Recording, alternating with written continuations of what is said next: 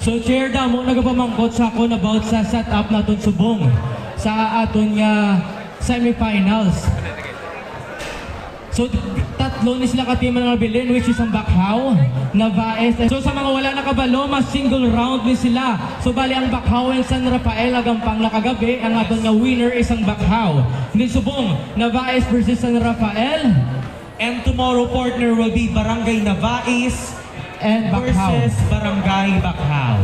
Okay, so patas-taas sila standing. And then kung sino ang third, automatic na siya ang third runner-up, right?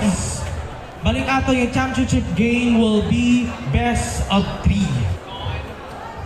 Ang top 2 teams nato na muna silang mahampang for championship.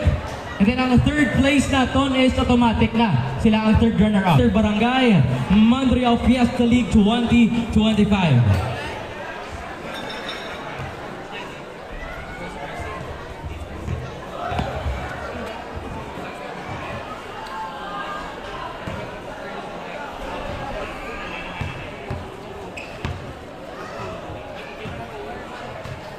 And also, we would like to invite the people of Mandurao District to support and watch the Grand Coronation Night of Mutya ng Kalipi 2025 on November 25 at Barangay Uñate de Leon Imperial 3 Covered Gym.